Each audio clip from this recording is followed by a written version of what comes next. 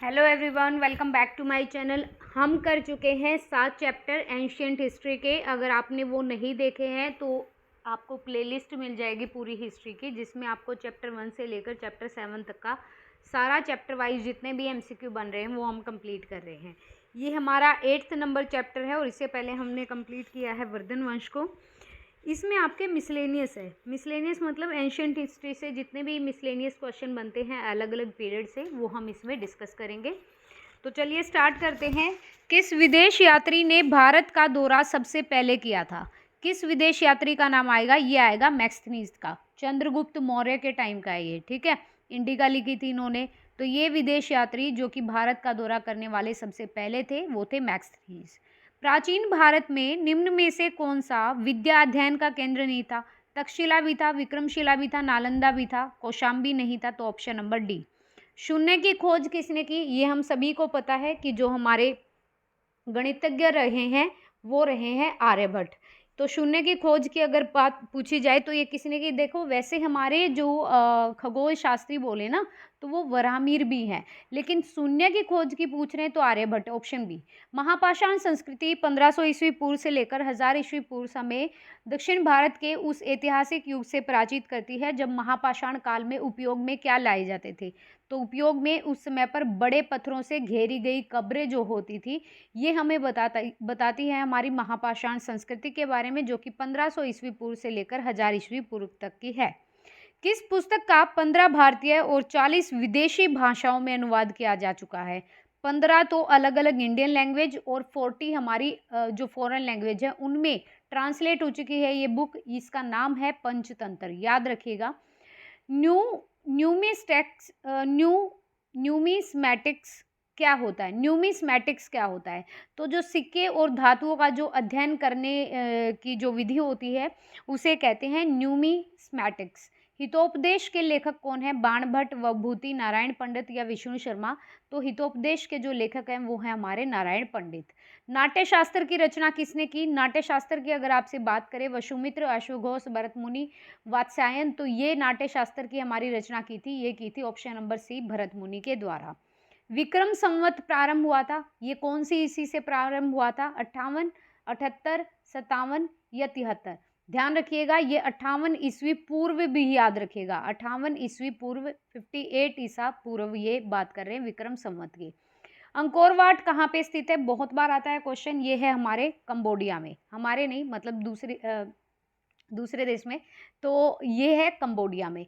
पुरापाषाण काल में आदि मानव के मनोरंजन के साधन क्या थे? वो शिकार करते थे। ऑब्वियसली उस टाइम पे ऐसा नहीं था, और सबसे पहले तो कच्चा ही मांस खाते थे जब तक आग जलाना नहीं सीखा था। फिर आग जलाना सीख लिया तो उन्होंने पका के खाना शुरू कर दिया था, लेकिन शिकार वहाँ का मनोरंजन का साधन था। उस टाइम पे ना घुड़सवारी थी, ना संगीत था, ना जुआ वगैरह था, तो शिकार था। निम्न में से किसको चाल कोलोथिक एज या चाल कोलिथिक एज कहा जाता है? तो ये कहा जाता है ताम्र पाषाण युग को। ठीक है जी, याद रखिएगा, चाल कोलिथिक जो एज कहा जाता है वो ताम्र पाषाण युग को कहा जाता है। स्वपन वासवदत्ता के लेखक कौन है? स्वपन वासवदत्ता के लेखक हैं हमारे भास, ऑप्शन नंबर बी। नालंदा विश्वविद्यालय किस लिए विश्व प्रसिद्ध था? क्या होता था यहाँ पे? चिकित्सा विज्ञान की शिक्षा, तर्कशास्त्र मतलब रीजनिंग एप्टीट्यूड, बौद्ध धर्म दर्शन या फिर रसायन विज्ञान। तो क्योंकि यहाँ पर बौद्ध धर्म दर्शन होते थे या बौद्ध धर्म की शिक्षा होती थी, इसीलिए नालंदा विश्वविद्यालय प्रसिद्ध था। उस स्रोत का नाम बतलाएं जो प्राचीन भारत के व्यापारिक मार्गों पर मौन है। तो उसका नाम बता दीजिए। वही संगम साहित्य जातक है या मिलिंद पनो है या उपरोक्त सभी है? तो मिलिंद पनो ऐसा हमारा क्या है, स्रोत है जो कि प्राचीन भारत के व्यापारिक मार्गों पर मौन है, मतलब कुछ नहीं बताता। आधुनिक मानव के हाल का पूर्वज का है? आधुनिक जो मानव है अभी का, उसका पूर्वज कौन है? जावा मनुष्य, नियंडरथल, पेकिंग मानुष या क्रोमैग्नन? तो क्रोमैग्नन जो है इसको माना जाता है आधुनिक मानव के हाल का पूर्वज। ईसा की प्रारंभिक सदियों में भारत और रोम के बीच घनिष्ठ व्यापारिक संबंधों की सूचना किस पुरास्थल की खुदाई से मिलती है? मदुरै से, ताम्रलिप्ति, तोंडी या अरिकमेडु? तो ध्यान रखिएगा, प्रारंभिक सदियों में भारत और रोम के बीच, रोम मतलब इटली, इनके बीच आपस में एक अच्छे ट्रेड जो रिलेशन से वो बहुत अच्छे हैं, और ये हमें मिलता है तोंडी की खुदाई से। आधुनिक देवनागरी लिपि का प्राचीनतम रूप क्या है? आधुनिक देवनागरी की जो देवनागरी लिपि है हमारी हिंदी की, उसका प्राचीनतम रूप है ब्रह्मी। मानव द्वारा सबसे पहले प्रयुक्त अनाज था। मानव ने सबसे पहले कौन से अनाज से परिचित कराया था या कौन से अनाज से वो परिचित थे? तो गेहूं और जौ, इन दोनों अनाजों से परिचित थे जब तक ज्वार बाजरा चावल नहीं था। जौ अलग होता है, चावल अलग होता है, ध्यान रखिएगा। नेक्स्ट यहाँ पे बात करते हैं कौन सा जोड़ा सुमेलित नहीं है? रवि कीर्ति ये पुलकेशिन सेकंड से रिलेटेड है। ववभूति आपके कन्नौज के यशोवर्मन है और दंडी आपके नरसिंह वर्मन के हैं, लेकिन हरिसेन यहाँ पर हर्ष के नहीं है। ठीक है जी, याद रखिएगा। रवि कीर्ति पुलकेशिन सेकंड से हैं, ववभूति हमारे कन्नौज के यशोवर्मन है और दंडी हमारे नरसिंह वर्मन है। काव्य शैली का प्राचीनतम नमूना किसके अभिलेख में मिलता है? मतलब कहाँ से हमें पता चलता है किस अभिलेख से? काव्य शैली के बारे में। रुद्र दमन के, अशोक के, राजेंद्र फर्स्ट के। तो रुद्र दमन के जो अभिलेख है वहाँ से हमें काव्य शैली के प्राचीनतम नमूने के बारे में पता चलता है। निम्न में से कौन सा बंदरगाह पोडू के नाम से the Periplus of the Erythraean मतलब लाल सागर का भ्रमण के अज्ञातनामा लेखक को होता है? ये पूछ रहा है, या तो लाल सागर का भ्रमण आ जाए या फिर the Periplus of the Erythraean sea. इस बंदरगाह पोडुको नाम से अज्ञातनामा लेखक को ज्ञात था क्या? ये अरिकेमेडु है। निम्न में से कौन सा बंदरगाह, ये बंदरगाह का नाम है भाई, ये अरिकेमेडु है। पोडुको नाम से दी हुई पेरिपल्स ऑफ द इरिथ्रियन सी के अज्ञातनामा लेखक को ज्ञात था। तो ये जो है अरिकेमेडु है। ताम्राशाम या ताम्रपाषाण चालकोलिथिक एज में महाराष्ट्र के लोग मृतक के घर के फर्श के नीचे किस तरह रखकर दफनाते थे? मतलब कौन सी दिशा होती थी? तो ये होती थी उत्तर से दक्षिण। चालकोलिथिक एज जो है वहाँ पर उस एज में महाराष्ट्र के जो लोग हैं वो मृतकों को घर के फर्श के नीचे किस दिशा में दफनाते थे? उत्तर से दक्षिण की ओर। भीमबेटका की गुफाएं ये प्रसिद्ध हैं हमारे गुफाओं के शैल चित्र के लिए। अब यहाँ पर हमें मिलान करना है। रामेश्वर आप सभी को पता होगा तमिलनाडु में है। अगर आपने वो चेन्नई वाली मूवी देखी है शाहरुख खान वाली, रामेश्वर का ही जिक्र है उस मूवी में। तमिलनाडु में है। द्वारका आपका गुजरात में है, ये भी पता होगा। सारनाथ आपका ये है मध्य प्रदेश में और महाकाल मंदिर जो है ये है आपका यूपी में। तो याद रखिएगा 2 3 1 4। मालती माधव के लेखक कौन है? मालती माधव लिखी है ववभूति के द्वारा, ववभूति के द्वारा। Option number B. निम्न में से कौन सा नवीनतम समझा जाता है? तो अभी तो हम पढ़ के हैं जो आधुनिक मानव के जो पूर्वज हैं वो किसके कहा गया है? क्रो-मैग्नन मानव को। तो इसी को नवीनतम समझा जाता है। इतिहास के पिता द फादर ऑफ हिस्ट्री की पदवी सही अर्थों में निम्न में से किससे संबंधित है? यूरिपिडेस, सुकरात, थ्यूसिडाइसिस या फिर हेरोडोटस। तो इतिहास के जो पिता है the father of history is called the Herodotus. प्राचीन नगर तक्षशिला निम्न में से किसके बीच था? तक्षशिला जो है वो सिंधु और झेलम नदी के बीच में था। ये नदी पूछ ली है यहाँ पर। तक्षशिला जो है वो सिंधु और झेलम नदी के बीच में था। निम्न अंग्रेजों में से कौन सा सर्वप्रथम भगवत गीता का अंग्रेजी में अनुवाद करने वाला था? मतलब जो हमारी पवित्र पुस्तक है, बुक है भगवत गीता, उसका इंग्लिश में ट्रांसलेशन कौन से अंग्रेज ने किया था? सबसे पहले ये किया था चार्ल्स विलिकन्स ने। निम्न प्राचीन भारतीय अभिलेखों में कौन सा एक खाद्यान्न को देश में संकट काल के उपयोग हेतु सुरक्षित रखने के बारे में प्राचीनतम शाही आदेश है? मतलब भाई अगर कोई भी संकट आ जाता है या हमला हो जाता है तो राज दरबार में या फिर जो आपका राज्य है, जो आपका एम्पायर है, उसमें इतना अनाज होना चाहिए ताकि आप संकट काल में उसे सुरक्षित कर सके। ये बात कही है सोहगोरा ताम्रपात्र में। नेक्स्ट चलते हैं आगे। यहाँ पे क्या बोला है? भारत में निम्न में से आने का सही कालक्रम। सबसे पहले क्या हुआ? सबसे पहले आपको पता ही है हड़प्पा संस्कृति, नगर संस्कृति आई। उसके बाद मुद्रा चांदी के सिक्के चलाए गए। ये चांदी के सिक्कों से भी सोने की मुद्रा से भी, चांदी से भी ये परिचित थे। तांबे की, कांसे की, शीशे की, टीन की, लेकिन लोहे का हल सबसे बाद में आया था। ठीक है, लोहे की धातु को सबसे बाद में परिचित कराया गया था या परिचित हुए थे लोग इनसे। तो नगर संस्कृति, चांदी के सिक्के, सोने के सिक्के और लोहे का हल। 4 3 2 1। प्राचीन भारत में निम्न में से कौन सी एक लिपि दाईं से बाईं ओर लिखी जाती है? हमारी देवनागरी जो है वो बाएं से दाएं लिखी जाती है और ख्रोष्टी जो है वो बाएं से दाएं लिखी जाती है, ये याद रखिएगा, ये ऐसे लिखी जाती है। निम्न में से कौन सा एक प्राचीन भारत में व्यापारियों का निगम था? कौन सा था भाई? प्राचीन भारत में एंशियंट हिस्ट्री में जो ट्रेड होते थे उनका निगम क्या था? मणिग्राम। पुलकेशिन फर्स्ट का बादामी शिलालेख शक वर्ष 465 का दिनांकित है। यदि इसे विक्रम संवत में दिनांकन करना हो तो वर्ष होगा 601। तो ये निकालने के फॉर्मूले होते हैं, वो एक बार आप देख लीजिएगा कि अगर शकवर्ष 465 दिन का है और यदि इसे विक्रम संवत में डालना है तो ये वर्ष होगा 601। बाकी ये क्वेश्चन आएगा नहीं, एक बार आप चेक कर सकते हो कि ये कैसे निकालते हैं जनरल नॉलेज के लिए। नेक्स्ट यहाँ पे बात करेंगे कि ये सुमेलित करने हैं हमें सूची 1 को सूची 2 से।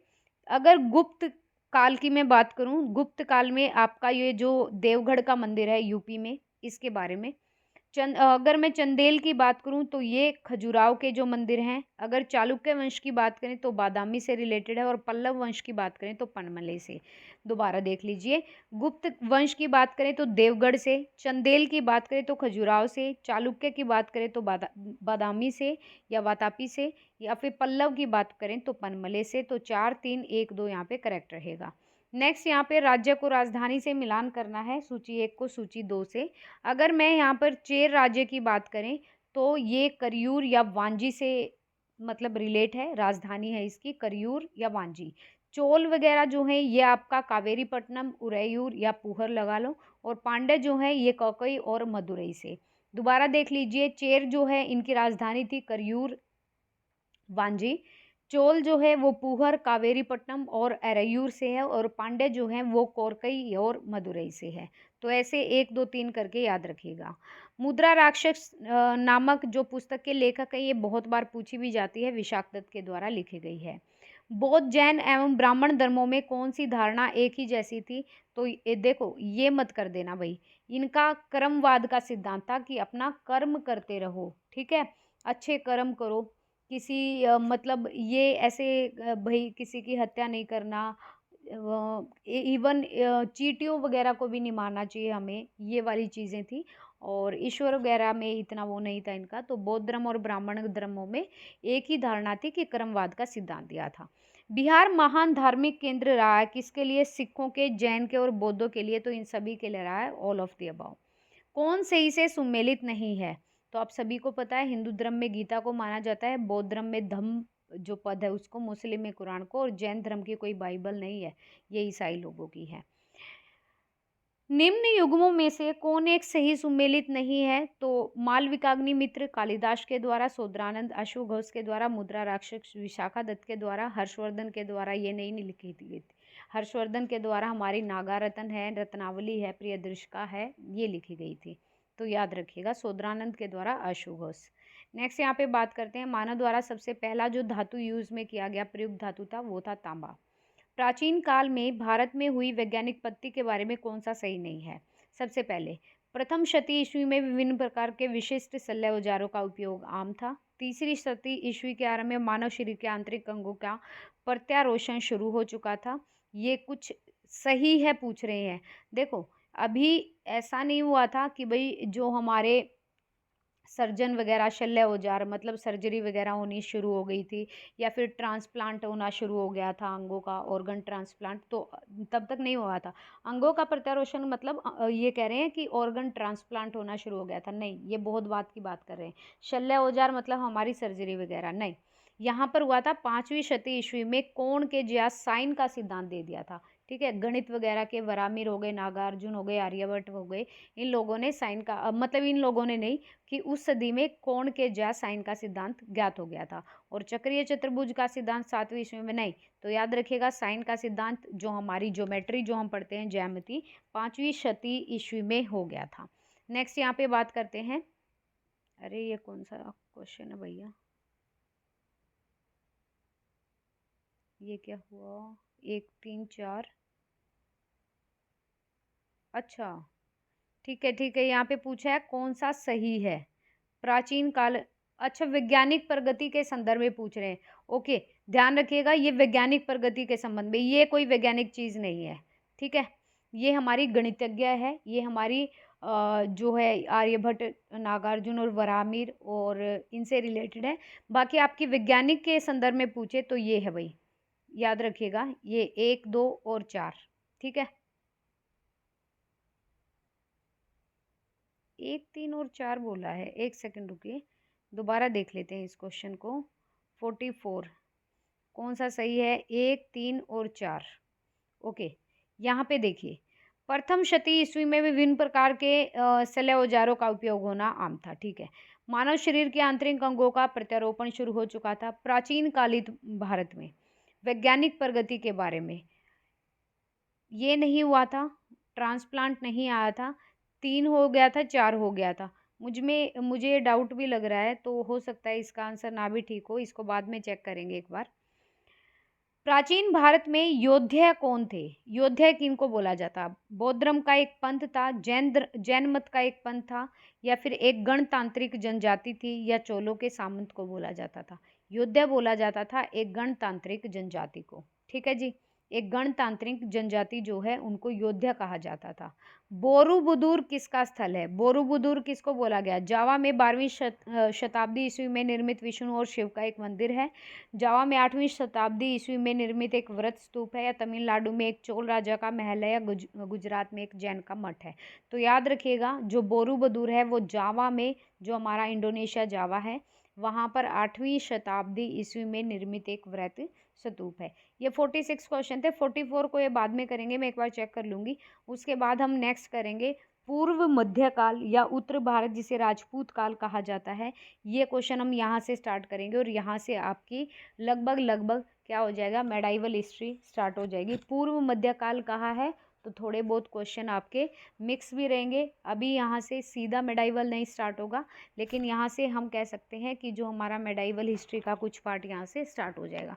तो गाइज़, ये वीडियो करेंगे कल। आपको वीडियो कैसा लगा ये ज़रूर बताइएगा। वीडियो देखने के लिए थैंक यू सो मच। पसंद आए तो please like and share, and please subscribe the channel. Thank you.